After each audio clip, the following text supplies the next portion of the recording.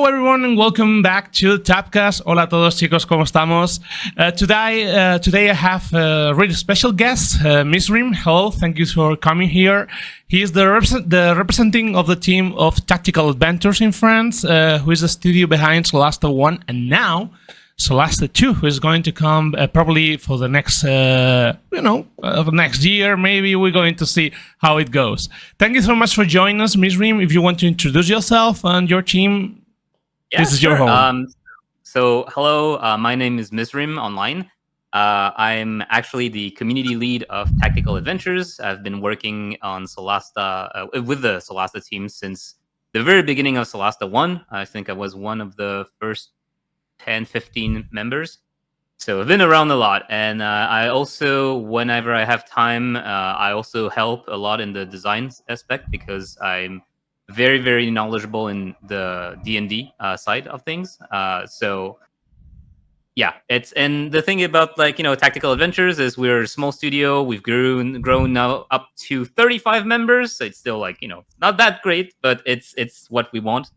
Our CEO, who is Mathieu Girard, is actually the co-founder of Amplitude Studio, if some of you know that, the Endless Space, Endless Legends. And he actually decided to leave because he wanted to make a D&D game because he's a big D&D fan. And also because he told us that it was getting a bit too big, the company, and that he was doing meetings after meetings and he kind of want to go back to the code. So if you look at SOLASTA and stuff like that, most of the classes, most of the UI is coded by our CEO, who's doing that during the day as well when he has time. So he's a great fan of D&D as well. Probably everyone in your studio plays sometimes D&D, isn't it? Yeah, he is DMing a campaign right now. He's been usually DMing a campaign with people from the studio. So I joined his first campaign and we played Descent into Avernus, and I don't know which campaign he's running right now, but he's running another one. I know because I have some friends who are in the campaign right now. That's good to hear. First of all, I want to thank you, all the team of Tactical Adventures, for accepting this interview on my channel and on my website as well. It's a great pleasure. It's a great pleasure to be able to talk with you guys. I think all the team is really near to the community, and that's a really good thing. After all, most of the players don't have the opportunity to speak directly to the developers, and I think this is a great opportunity not only for open yourself to the community, also for the Spanish community to know more about yourself. Yes. So, first of all, thanks for all that. So today we have around 20 questions, more or less, prepared for you about SOLASTA 2 and the development of the game. So in order to be up to get all that in time, how have we started? What do you think? Let's go. Okay, so first question then, and this is a really good one. Because, SOLASTA 2 will have the D&D to 5.5 rule set, which is from the 2024 last year. I have all the books, and I really love it. I think it's more complete than the other one, the 5.0. But I have one concern about that because what grants the characters will be not really powerful in comparing to the monsters and all that stuff, because in D&D 5.5 all the characters, mostly the warrior and the barbarian, and also all the martial, well, the monk is really getting OP. So yes. He needed a bit of help, right? He wasn't that great before. No, not at all. But now it's like the most OP character for the last, I think. So, how are you going to try to sort that with all the monsters? So that's a question that we did receive, and we've seen a lot of people who didn't want to go to 5.5 ask, and the answer is that a lot of people are focusing on the classes and the new powers they get. But they also forget that the monster manual has changed a lot. So monsters have also been changed quite a lot. And one of the things we see, for example, is their HP is much higher than before, because there was this complaint before that monsters tend to die too quickly, right? It's like 0 or 100. It's like, do you hit the AC? Yes, then in that case, they just get melted. And if you don't, then you're missing. So here, I think if you look at D&D 5.5, one other thing that they did well for the monsters is that all monsters have a lot more HP so that they don't immediately die from a crit. And another thing is that because we're DMs as well as designers, as creators of the game. So when a combat feels too easy, what we do usually is we'll add more monsters or we'll do like more powerful variants. And on top of that, there's also the onus on the player that we will release difficulty options. Probably not at the start of early access, but later on, so that you can never have like a game that's balanced for everyone, right? Because when you're playing on tabletop, well, the DM knows the players, and he might adjust on the fly. He might say, "Oh, it didn't really kill the monster, right?" You're just like, "Oh, okay, it had maybe 20 more HP because like it wouldn't be satisfactory otherwise." Like some DMs like to be sticking to the rules, and that's okay as well. But when you are on a computer, we cannot just log onto your computer and add an extra monster on the fly, right? So that's why we have to be very careful with the balance. The balance, yeah, medium difficulty is often going to be okay. Well, it is challenging if you're fairly okay with tactical games and D&D quite well. But if you're like a hardcore D&D player, then maybe you have to play like in hard mode or even above that, because as a reminder, what we'll try to do is just like in the Solasta 1 game, we'll try to have also all sort of customizable difficulty options, like sliders for HP, bonus AC, bonus attack, all those kind of things as well. It's good to know that. I recently beat, after 2 years, the solo honor mode on Baldur's Gate 3. It takes me a lot of tries, more than I'm proud to say. And 2 years. We're doing one 3 days ago, and I almost died to the gnolls right now because I didn't pay attention to the rage thing. The where they fucking archers, they make 3 shots per turn, which is completely understandable on level 5. I survived because I had an invisibility potion, so I drank it, I ran away, and reset everything, and then just I went back, and I was like, oh, game over almost. So I'm thinking about that. You say you're going to have on Solasta 2 a couple of options for the difficulty. Yeah. We're going to, if you can say it, that's not on the script, sorry, but I really want to ask it. No worries. So we're going to have some kind of honor mode? So honor mode and BG3 is 2 things. It's Iron Man mode, and it also, because what they did very, very well is that it adds a lot of like new powers to the monsters. Yep. This is something legendary actions and all that stuff. Yes. So this is something we said that we wouldn't do, like the specific to a certain difficulty mode, because we're a small team. So when we add, special features like fun powers or layer actions and stuff like that, we want everyone to be able to play with them. Because we don't want a new players to just have monsters that run up to them and smack them in the face and just that's all, right? That's not fun. So what we want to do is, if we do layer action, if we do legendary action, they're going to be in every difficulty normally, and the only thing that will change is probably like the damage we'll do, so that it still looks cool and feels cool, but it's not going to like immediately destroy you, right? Iron Man mode is probably going to make it in because we did that in Solasta 1. The only issue with Iron Man mode is, of course, like in every game, is if there's a single bug that ruins the run, then you cannot reload, right? And this is like Pathfinder, Baldur's Gate 3, it Solasta, happens on the things Shard, where it happened, right? On the Shard Temple, there is one elevator who instantly kills you in the honor mode. Yeah, stuff like this, happens. Right? So, yeah. Good to know. So Solasta 2 is their own set. It's not on the Forgotten Realms setting. I think Solasta is a really good set. I really love it on the first game. And one thing that I really like about Solasta universe is they have their own species, their own races. So we're going to be able to play that kind of unique races on the Solasta universe on Solasta 2 as a personal character. So Solasta 2 because Solasta 2 is in a new continent, right? Neokos. Solasta 1 had fairly standard, like high fantasy D&D races.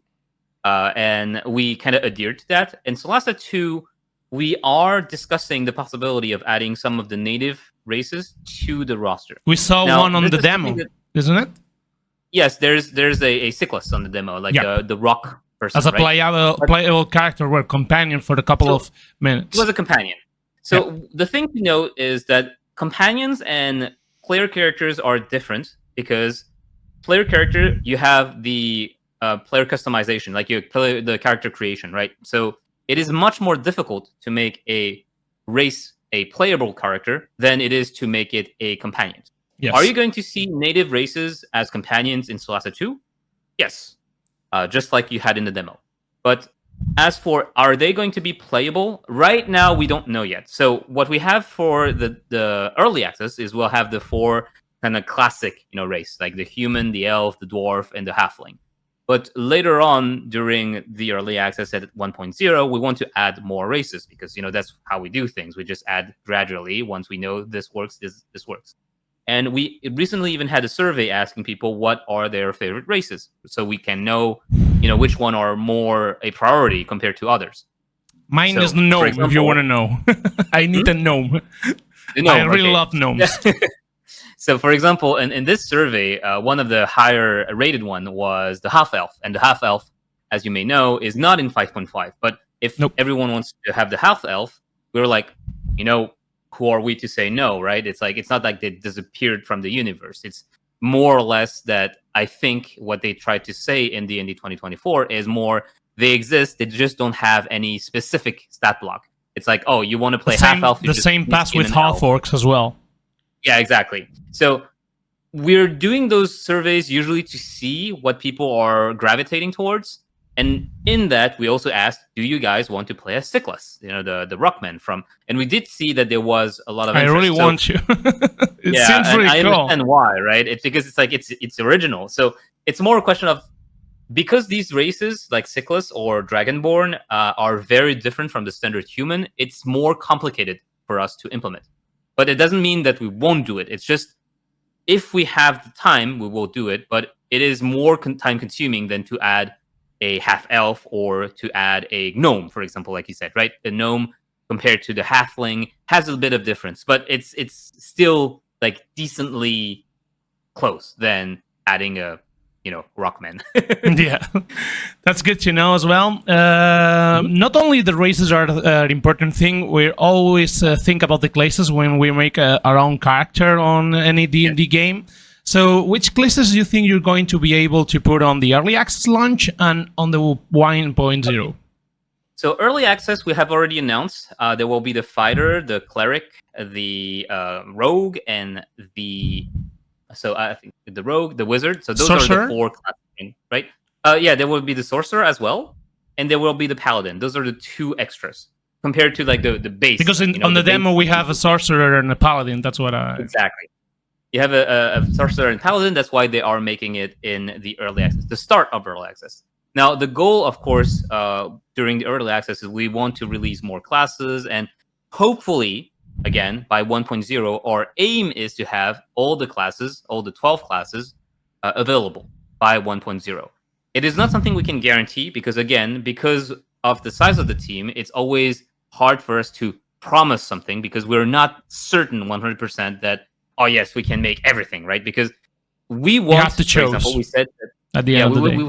We said we want to have like the game go up to level 10, but let's say that we can either have level 10 or have one more class. What do we want to do, right? At some point, we will have to make sacrifices.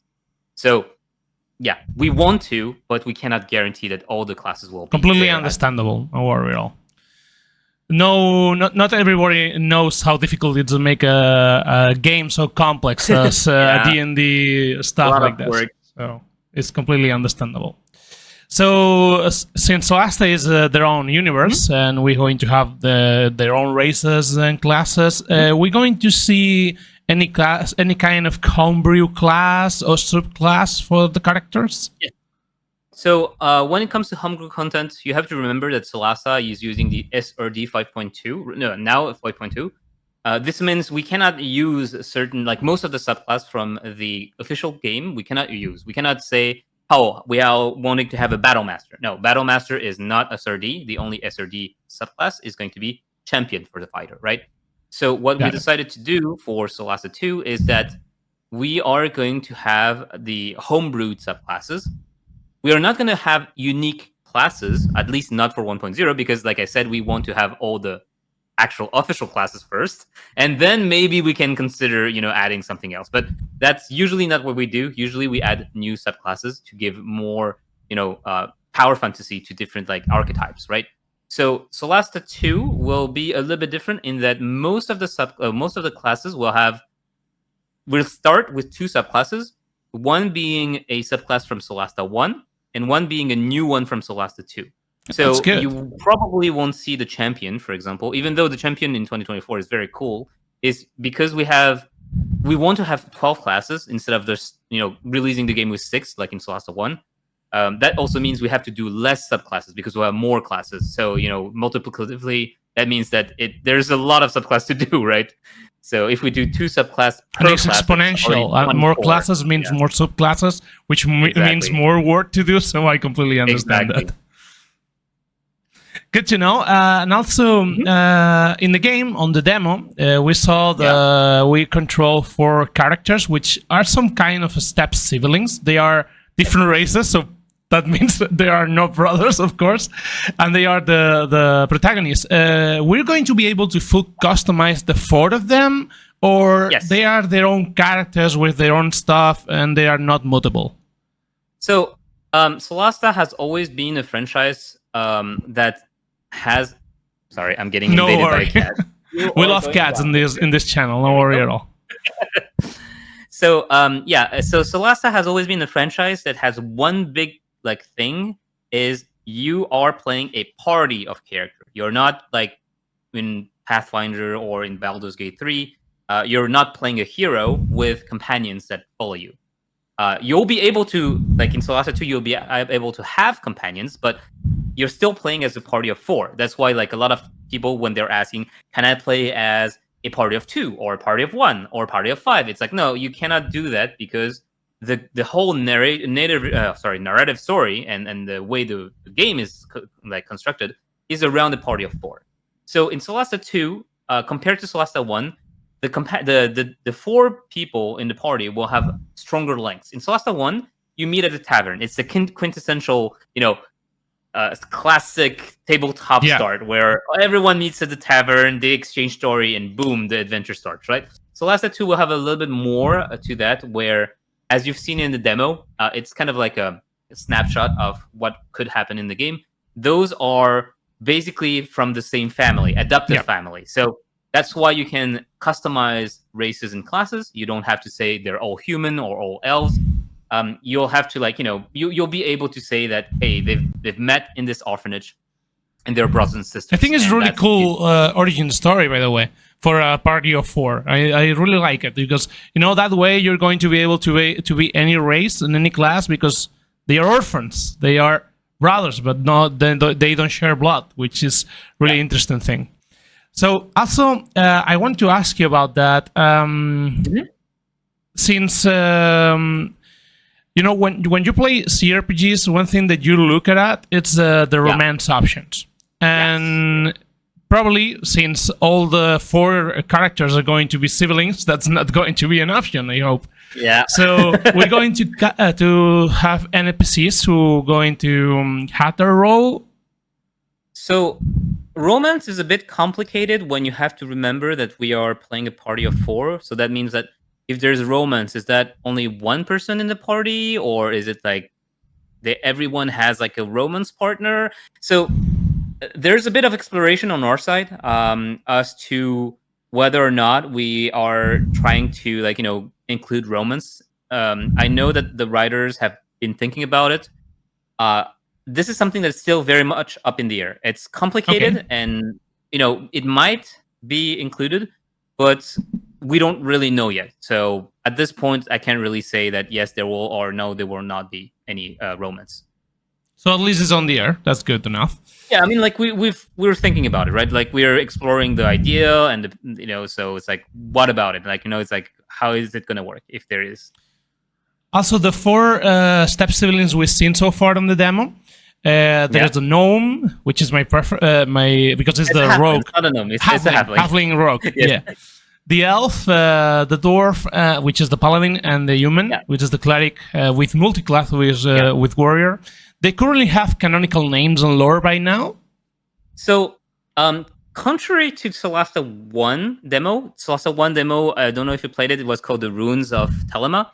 The characters that were in it were a pre-made party of adventurers that is different from the actual party you play in the actual game.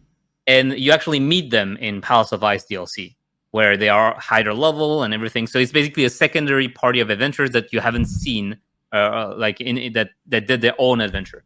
For Solasta 2, the demo is a bit different. It's like a snapshot of one of the world that could have been, right? It's like, what happened if in this world the party went there and Shadwin showed up and TPK happened, right? Because like they're not surviving that. Let's be honest. Good to know. the big bad boss happens and you're level 3. Goodbye, right? So that's the interesting thing. It's like you will be playing an equivalent of this and in different timeline. So these 4 characters have names because we have given them names. And I don't really remember their names, to be fair. I think one was Knut, was the dwarf. Joralis was the elf. And then for the female members, we had... a cleric and a halfling, yeah. I think, Daisy was the halfling, Daisy. And the cleric was... I can't remember for the life of me, sorry. But so these guys will not be appearing in the main campaign. Because that would be kind of weird considering how we build the thing. So unlike in Solasta 1, there's probably no chance you'll meet them as cameo anywhere. Okay. We saw the cleric has also multi-class with a warrior in the demo, so that means the multi-class will be a thing on the game. I really appreciate to know if you're going to follow the same rules as D&D 5.5 or 5.0 for the multiclassing, because on Baldur's Gate 3 you can do whatever you want. You can just multiclass without any kind of requirements, which the normal thing is, for example, if you want to multiclass to a warrior, you need 13 of the strengths, as far as I remember. Like that will be a thing on Solasta 2, or... I think it will be. Like, we usually try to stick to the rules as much as possible, and when we don't, it's usually either like a technical, difficulty that we're like, okay, let's not do that, or it's something like we're like, okay, this is really, really not fun to play, so we're probably going to change that. One of the example that it was in Solasta 1 is some of the heavy armors. We've dropped the weight a little bit because we noticed that you do a cleric, you start with a medium armor and you're already encumbered, and it's like, okay, that's not really fun, right? So not in an RPG, of course. Yeah, it's like it's like we know it's not necessarily like completely faithful for some of the stuff, but usually when we quality of life, it's completely understandable. Yeah, it's just a bit of quality of life. So I do believe, going back to multiclassing, that we'll have the minimum 13 stat requirement, but I cannot guarantee it because I'm not sure that because in when we do things, we don't necessarily do it like everything at once, right? So maybe at the moment multiclassing can be done without the stat check, but maybe we'll add it, or maybe it's already in, and I'll just have to ask the dev that worked on it, which I think is Mathieu. I really think that it's a better way to put that cap on 13 of each, because in Baldur's Gate 3, of course, it is really, really fun to multiclass as crazy as you want, but I think sometimes less is more, and I think that will be nice. So on the early access, what maximum level we're going to be able to reach, and do you have a maximum level for the 1.0 as well?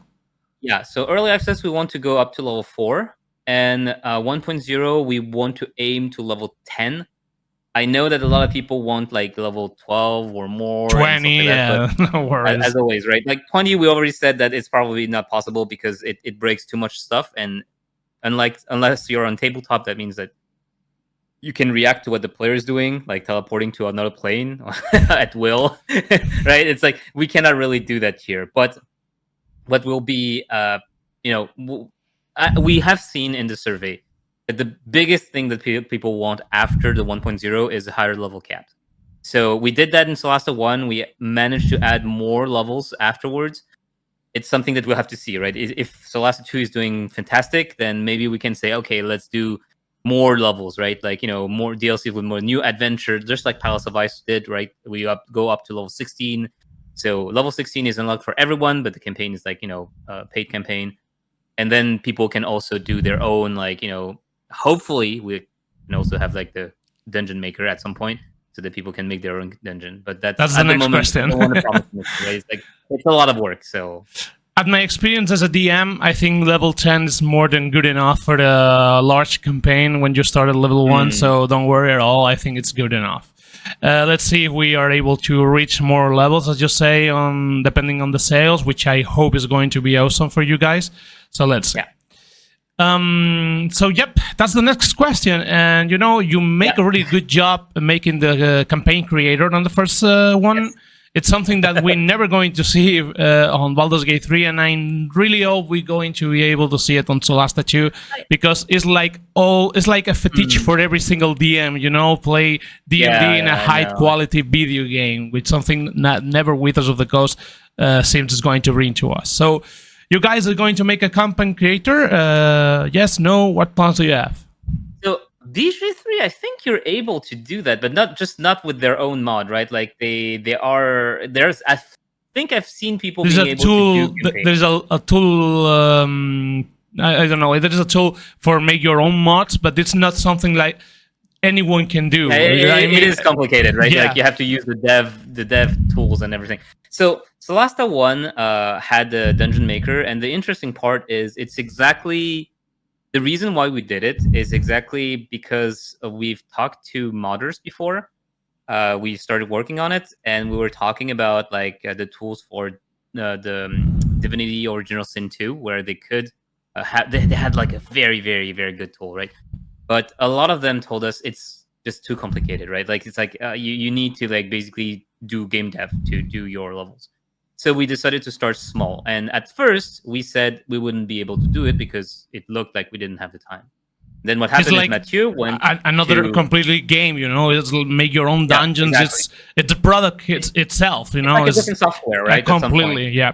So what happened is like Mathieu during Christmas decided to work on his own, at home. And he came back on a January being like, "Hey, I've done this. Can we test it out and try something about it?"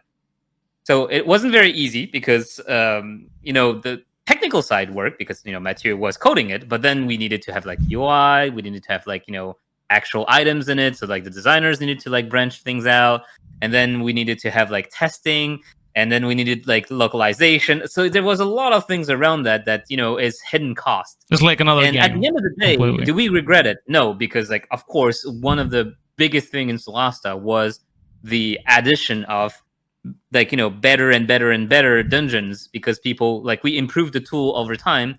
People have to remember that at 1.0 the dungeon maker was very limited. You had like 2 different biomes. I think it was like catacombs and crypts or something, and you couldn't really do much. There wasn't any campaign. You could only do one map, and then that's basically it, right? You could do like another campaign that was a continuation of that map, and then little by little, we added the world map. We added like the different linked maps as well, so you could do like mega dungeons. We added quests. We added like shops and all those things, and even scripts at the end. Like now we have like scripts that people do to make crazy campaigns. We've actually played some on our own, and we were like really surprised by the quality of the stuff. So it was really great, and that makes it so we want to do it again for Solasta 2. But Solasta 2 has a lot of different challenges. First of all, we're not using Unity anymore. So we need to like remake the entire game in Unreal Engine 5. So is it better? Is it worse? Like right now we cannot really say, well, visually it's much better, right? It's much better. The difference between Solasta 1 and Solasta 2, the graphical way, right? It's... But that also means technically there's a lot of new stuff that we need to think about, right? It doesn't work exactly the same. We need to like rework a couple of things. So do we want to do the Dungeon Maker? Absolutely. Can we make it? At the moment, it's still up in the air, but it is definitely something that will not just like push aside and say, oh, we won't do it, right? It's like, it's more at one point, we'll really sit down when we have more time and like try to like really go over it and see what is doable, what is not doable. And then we'll probably come back to the community with an answer saying, okay, yes or no or maybe, but it's like around that time. At What least it will is it on be the able to table, do? so that's good enough. Yes. Okay, so the next question. Yes. I know You know, this one. I am the end guy on the chat, which puts the ñ, which is the letter we have Yes. here in Spain. Yes. Yes. So everyone here is concerned about if Solasta 2 is going to have the full translate to Spanish or not, because Solasta 1 wasn't. And there are some others who made it to make the translate on Spanish. So that's the big question for all my audience. Will be the game translated in Spanish, at least on the 1.0? Yeah. So first thing first, just to reassure you, Spanish is definitely on the list of languages we are looking at. We have at first the first languages that we go with are the languages that were used for Solasta 1, right? It's normal, like we had French, we're going to do French. We had German, we're going to German. We had Chinese, we're going to do Chinese, etc., etc. But as for the newer languages that we want to add, Spanish is probably top one because of the fact that we've seen a lot of people wanting Spanish. We've also seen that, to be fair, when you look at like the review scores, not scores, but like the number of reviews, Spanish is also one of the languages that are up there. So it's not like we are saying, oh yes, because people are spamming N tilde, right? It's like no. That's you know that's okay, that's fun. Like we see it, we have a chuckle, but it's mostly because when it comes down to translations, you have to understand that it comes down to numbers. And when I say numbers, I don't mean people reaching out to us on social media, although it helps to know that hey, some people are interested. But it is important to know that the money we put in the translation is money that we'll recoup by people actually buying it. And that's not always the case. For example, I love Japan. I'm a weeb, right? I play a lot of Japanese games. And I see like a couple of Japanese fans retranslating or like, news and like, a lot of things and trying to push D&D to all the Japanese friends. But when we look at the numbers, and not only ours, right, but we go and look at Baldur's Gate 3 numbers, right, and Pathfinder numbers, or games that have like, RPGs that have their game translated in Japanese, the numbers aren't that great. So it's like, oh, if we are going to translate, Japanese is not going to be the top priority. We have to prioritize, and when you look at it, it's like, oh, maybe Korean is more important than Japanese because there's more Korean players leaving reviews and buying the game. Or we are going to take a look at maybe it is going to be Polish players, because Polish players are also like quite quite deep into RPG games, right? So there's a lot of things like that. And also when you think about the numbers, you also have to think about the price, because some countries don't have the same buying power, so the game is sold at a lower price. So even if there's a lot of people buying, maybe the price is so low. For example, I think Solasta 1 has the equivalent price of $3 to $5 in Argentina, on South America and all the stuff. Exactly, right? It doesn't mean that they cannot play the game, because we're not going to sell the game at like $30 in Argentina. Like that would be 3 months of salary or something, right? So that would make no sense. But at the same time, it's like that means that 10 players buying the game in Argentina is going to be making the same money as one person buying the game in France. So again, lots of difficult decision and talk, but at the end of the day, we do want more players to be playing the game. Well, what I want to say about this is, in representation of all the Spanish community, I'm going to take the step to say to you guys that we really want to play the game. We really yes, I know. We are really in love with you guys. Bring you the game in Spanish, right? It's like it's not just us counting pennies. It's like if we will definitely do it. And we completely understand it's not an easy thing to choose the languages to translate. So we hope we're going to be able to play it on Spanish. Otherwise, we're going to ask for the modding community to get it. But in any case, I'm going to play Solasta 2 as a I don't want to say a guarantee, but it's very likely that we'll translate in for sure. On the early access, probably is not going to be available. I don't know yet about that. But that's I think we're still in talk about this. But I don't want to make guarantees. I know for sure that if we are translated in any other languages than the one we had in Solasta 1, Spanish would be the first one. That I can Good to know. All the support from the Spanish community to you guys.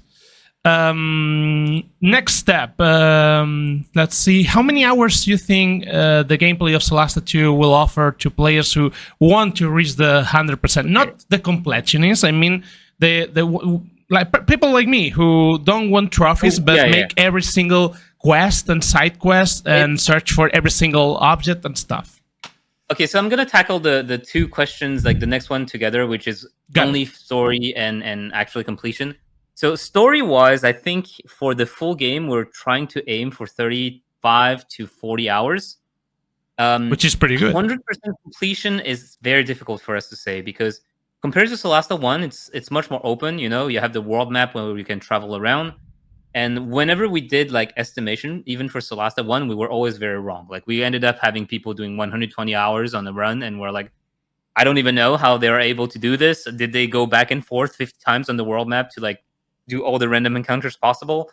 You know, it's like one of those things where I cannot tell you for sure. I think probably I would say 80 hours if you really are trying to, go over the complete map and try to do all the side stories, missions, and all those things. But I could be inflating it. I don't know how long you take also for the combats, because combats take a lot of time in Solasta because everything's turn-based. So it is complicated for me to tell you exactly. For the early access, I think we're aiming 15 to 20 hours. So you still have like a good amount of game when you're buying. That's really good early access. Is divided by acts like the first one and all that stuff? So it is divided by acts, quote unquote, as in like there are narrative parts to the story. But because there's a world map, the acts are less strongly defined. Probably what will happen is that some act will like restrict the area you can go to because like we don't want you to like beeline to the end of the game and get absolutely smashed by the random encounters there. But there will be different acts, technically speaking. Yeah. Narrative. So, like 20, 30 hours is a really good amount of time for the early access, I have to say. 15 to 20. 15 to 20. Not 20 to 30. 15 to it's still good enough. And I'm really hyped right now for playing the early access. Yeah. Okay, so you play with you have to work with Wizards of the Coast, of course, to make this game. Since D&D is their stuff, they impose any kind of artistic or technical limitation on development. If what are they? So that's interesting because, like I said earlier, we're working with the SRD. So technically speaking, we are not working with Wizards. Like we talk to Wizards, right? Like it's not like we're doing our things and we never talk to them. But we do not have any like restriction from Wizard outside the technical stuff, from the SRD. Like I said earlier, like we're not gonna make a Mind Flayer because that's like copyrighted, right? We're not gonna do a Battle Master for a fighter because or Beholder, right?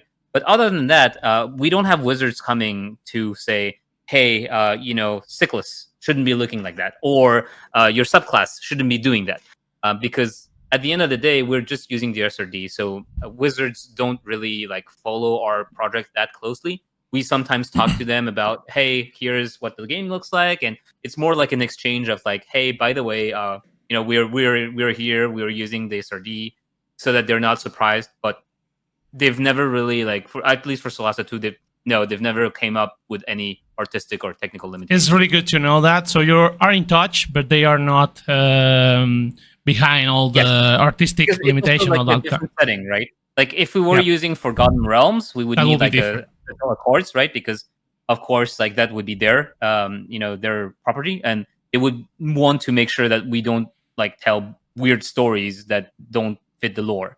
But since it's Solasta, it's a different world. It's not theirs, so we can just tell our own story. Good to know. Also, on Baldur's Gate 3 and also on Divinity Original Sin 2, and you really do it really great as well on Solasta 1, we have a kind of moving toolkit which let you make your own campaigns and all your stuff. And also the really most important thing here is you're able to add mods just with one link with the mods administrations inside the game, which is really... it's really good for the player because you don't have to install rare things. You only have to make a click on the mod and play it. You're planning to So, include some kind of a stuff like a modding toolkit on the game? so official modding, you have to remember that even in BG3, it came very late. It was, I think, Yes, yes. 1 or 2 years after the release of the game, right?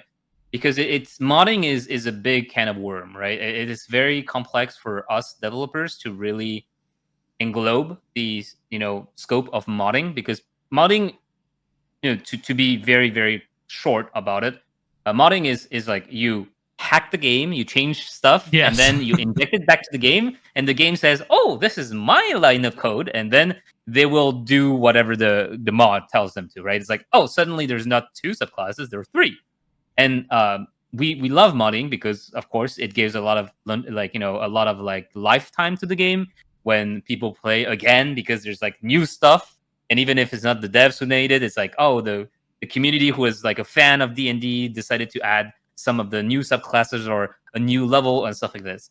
So modding is definitely something that we like. But as for official modding toolkit that BG3 has given, for example, BG3 has modding toolkit is not only just the interface where you can download the mods, but it's also a toolkit where you can make mods more easily.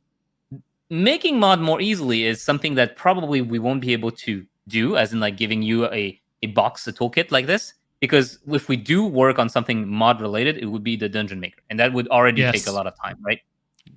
But I'm pretty sure that smart people out there that do mods for Unreal Engine will be able to hack into the game and add new stuff like they did in BG3. Like there's like, oh, a new haircut, or oh, a new like classes and stuff like that. But when it comes to the interface, this is something that Solasta 1 already had in consoles. For example, because on Solasta 1, you wanted to have notably like mods on consoles as well. So what we did, and I think it's the same for BG3, is that we're using mod.io. And Yep. mod.io allows you to basically link those two, and you can just click inside the game and it will download the thing. That's The how only it thing works. that is a bit complex is you need to log in to mod.io and all that kind of thing. I don't remember if we had that in the Steam version, but I don't think so. I think Steam version had directly from the Steam Workshop. Also, everyone Mhm. everyone thinks right now on who's going to develop Baldur's Gate 4. There are Yes. some kind of rumors around that. Yes, yes, I yes, I know. always think that you Tactical Adventures will be the best option by far, That's because you already very have flattering.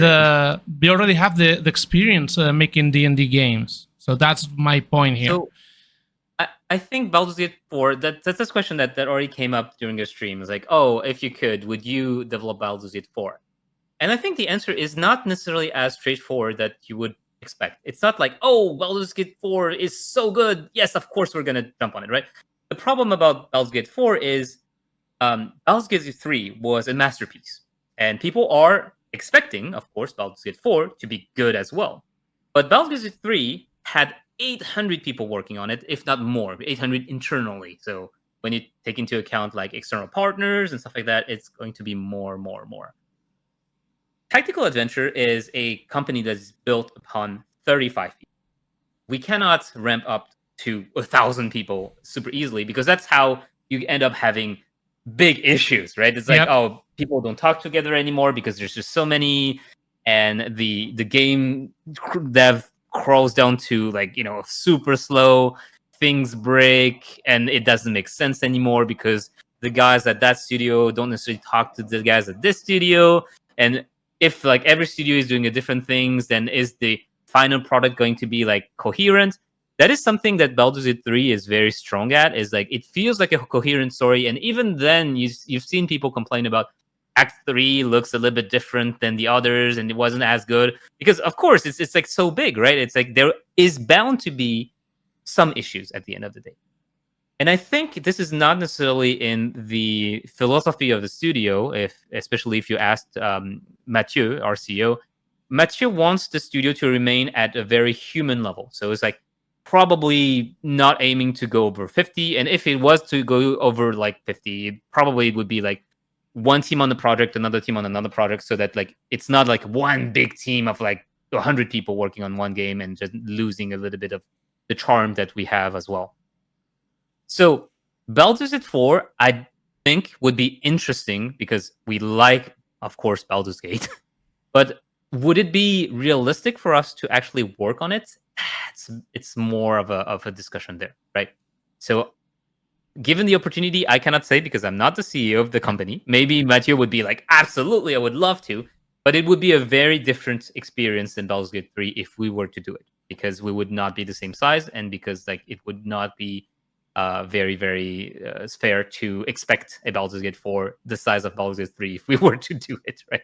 As always, depends on the terms and conditions.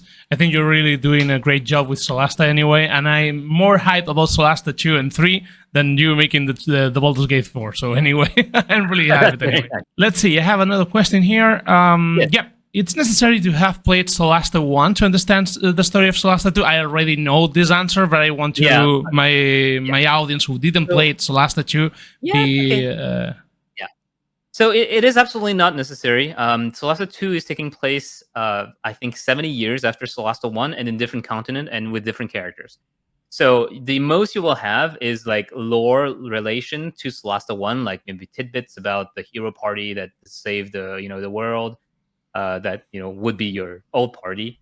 But otherwise, there is no relation. The only thing that's in common is the lore, that if you know the lore of Solasta 1, then you'll be less surprised about some of the stuff in Solasta 2. But there will not be like it's not gonna be like, oh, you need to know the story of the world to enjoy Solasta 2. We'll be explaining that anyway in Solasta 2. Got it. And also, this is a really big question right now. Mm-hmm. So, do you have planned a price for the Steam release on the early access and also on the 1.0? It's still in discussion, so I cannot give you the price right now because we are not necessarily certain exactly at the moment as to how much we want it to cost. I'll give you this information that we know is that we are not going to price it at AAA title level, because it's not going to be a AAA. We're doing AA. And also, as usual, early access will be a little bit less expensive than the 1.0 because people are gambling when doing early access. Well, I think the early access is a good way to. I think actually is the best way to support the developers for their own stuff. I think I see it like that. I'm not gambling. I'm supporting you guys for the game that I want to get once it's launched. So the reason I'm saying gambling is as a player, right? As a developer, I already know that we have enough budget to go and do the 1.0, so that's not an issue. But again, like you would have to take my word for it. As a player, why I say like early access is a bit of a gamble on Steam is because you know that there are projects that you buy the early access and it never comes out. So example, I just want to be like fair with everyone, saying, hey, when you get an early access, the product is not going to be finished. So there are people that don't like that, and it's fine. Like some people don't want to play early access because they don't want to get spoiled. Some people don't want to play early access because they don't want to have like a unfinished product. And to those people, it's absolutely fair. You come back to 1.0 and you buy it if you would like it. For people who want to really help us, and also the biggest thing is give us feedback. That is very important. That's the point. That's why we do early access. And I think that's also why Larian Studio like early access, and Sven explained it, is early access allows us to get feedback that we wouldn't have had otherwise. Yes, we can do playtest, but it's like very limited, and there's not a lot of people that will do playtest. But early access gives the game to people who have standards, who bought the game, so they use money to actually get the game, so they have I have money in that, so I want it to be good. And I'm not just like someone who does testing it over the weekend, just having fun, right? So I want this, and this help us in understanding more. Are our players happy with what we're doing? Do they wish some of the things were different? And for us, it's like, can we change some of the stuff? Some things might not be changeable, and we might say, sorry, that's the DNA of the game, or sorry, that would require us to change the game completely. But some others might be, oh, we weren't too sure about A or B, and people don't really like A because we chose A. So you know what? We're just going to do B instead, and people are maybe going to be happy about it. And also balance, books, and all that kind of stuff. For example, I'm playing since April of the last year, No Rest for the Wicked for Moon Studios, which is an incredible RPG. And I always say to my people to buy the early access, because I think it's a really good way to ensure that game is going to be launched at some point. because after all, it's a way to to support the developers. Even if you already have the money to get the 1.0, maybe you're able to do more things with the money that we're giving you with the early access. That is absolutely the case. One of the reasons why BG3 was able to do a lot more was also because their early access did very well, right? It's like, it doesn't mean that without the good early access, they wouldn't be able to release a good game. That's not what I mean, right? It's like they probably would release a good game anyway because their team looks to be very, very solid. But it's more like, would all those extra stuff, like all those extra bits, all those extra stories, like stories, quests, and all those things that make the charm even more even better in the game, would they be here? Because sometimes that maybe not possible if you don't have the extra budget for it. And that's the same for Solasta, right? It's like, if we are able to do a super good early access, maybe we're going to say, you know what, we're not going to release 1.0 immediately, we're going to take more time because we want to add more stuff. That could be quite good to hear. Right? Yeah, completely. So, guys, as soon as we have the early access of Solasta, you have to go for it. You will see it here on the channel. I'm not going to say no to that. Next thing, if there are any DLCs planned, will they focus again on adding new subclasses or classes like Solasta 1, which should do a lot of that stuff? Or will be also centered on expansion, their own plots and stories? Like, narrative if you look stuff. at Solasta 1, it's always going to be, it was always a small DLC, a big DLC, a small DLC, a big DLC. The reason for that is very, very, it's because of production time, right?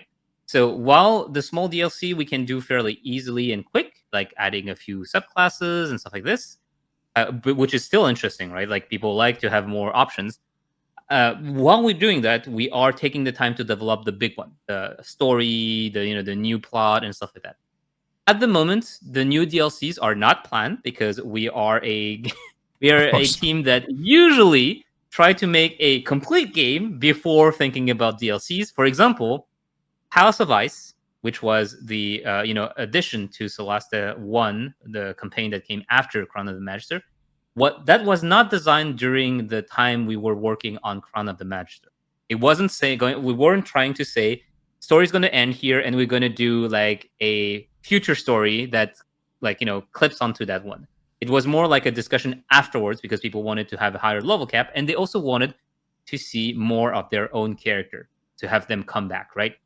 That's the same case for Solasta 2. We don't want to sell you a story that is incomplete and say, buy the DLC to know more about it, right? It's like, no, that's not the case. So what we're going to do probably is, when the game is about to be launched in 1.0, we are probably going to start thinking about the DLC. Also, do you have already? Probably you're not going to be able to say me this, but I really want to ask anyway. Yeah, I have to try.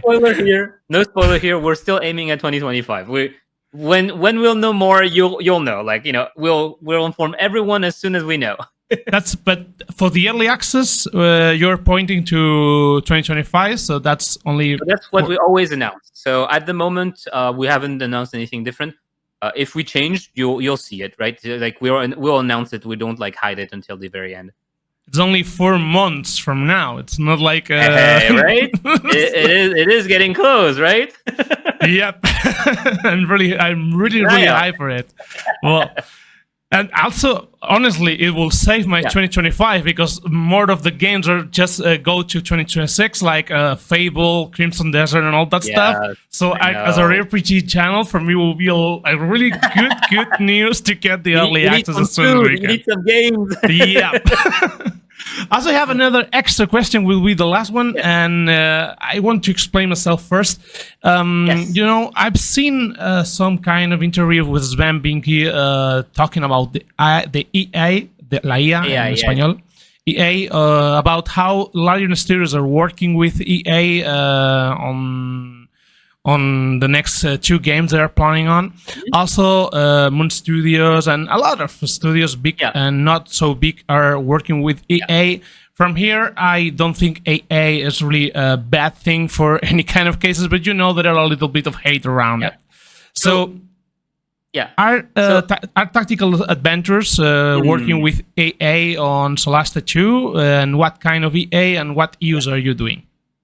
Okay, so this is actually a very, very good topic because it is something that we've seen a lot of players being very concerned about, right? It's like, uh, especially it's going to be generative AI. So when you talk about AI, it's very global. It's very, very. You have to be careful about what is AI.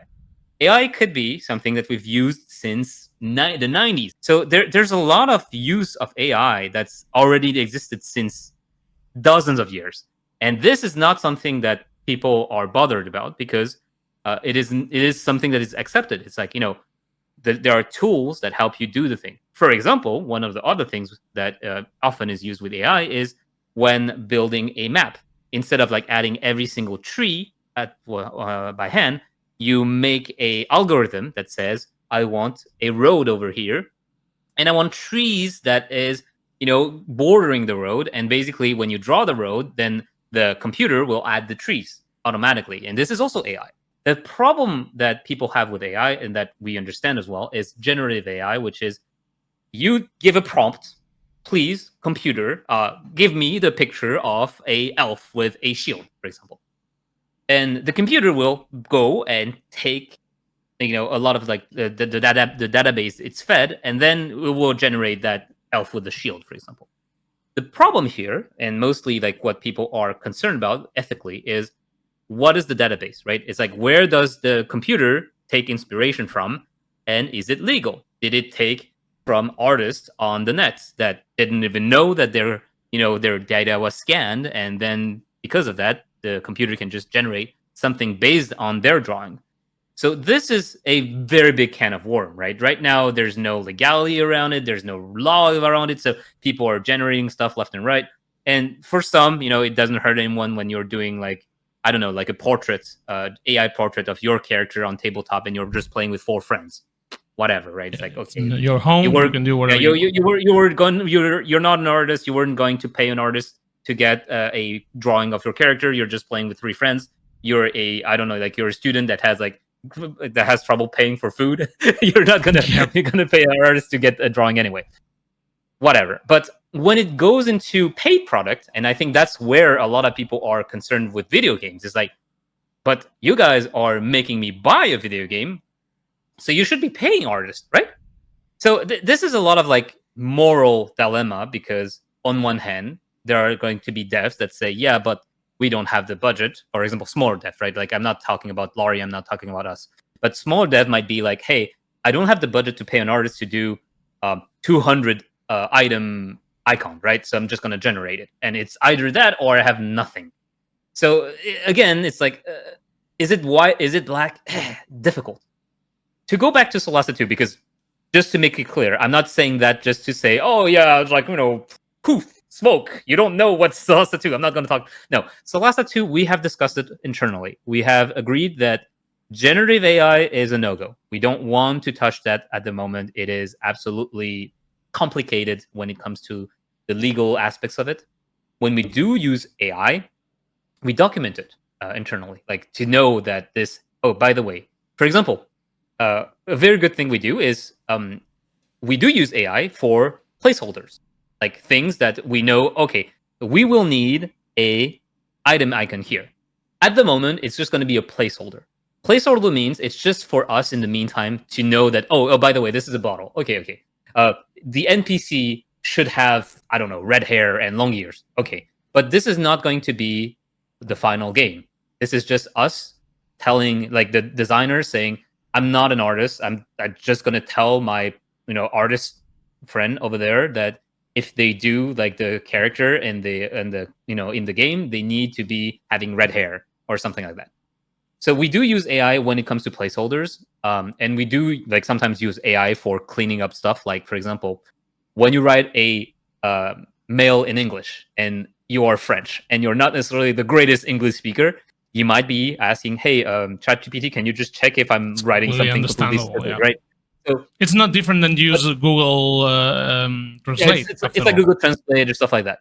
But the very, very important things you need to know is that there won't be generative AI stuff in the final game. We do not say, ChatGPT, can you write a dialogue between the main character and the big bag evil guy, right? No, we have writers for that. we have also like, you are asking, then is ChatGPT like cleaning the text? No, we have proofreaders. We pay proofreaders. We pay translators. We're not like chugging it into the ChatGPT and then be like come out. So that's like, we are still on a very human level. When there are people that can be paid for it, we pay them for it. When it's like very, very mind-numbing tasks, such as copy pasting 200 lines into a folder, then yes, of course, we are going to make a script for that kind of stuff. And I think that's the fair thing about AIs. When AI is used to make things that no one wants to do faster and more efficiently, then we use AI. When it's something that is a actual job that people enjoy doing and that is like, skilled, such as translators, we do want to use actual human beings, because we've seen that unfortunately some companies have decided to opt for AI translation, and big ones actually, which is more, it's like not the ethical way, I think. I mean, this is my personal take, right? Like, don't take it as Tactical Adventures take. This is me as Mizrim talking about AI. But just as Tactical Adventures, we've at least agreed internally that we are not going to use generative AI for Solasta 2. If it changes in the future, we'll probably discuss about it. But like right now, we have discussed, we have agreed. And this is not a discussion that we are having internally anymore. It is already decided. Good to know as well. So it is, For my part, so you have the label 100% human made on the box of the game. At some point, we're going to have that label in every single product. You will see, because I think the AI is not something that you can stop by now. Yes. And probably we want to. And probably we're going to use it for every single step of our life from the next 10 years. And at some point, like just 2 years ago, it was really, really, really, really something else. Has evolved a lot really, really quick. And probably at some point in the next 10 years, it's going to evolve at some giant ways that we cannot even imagine right now.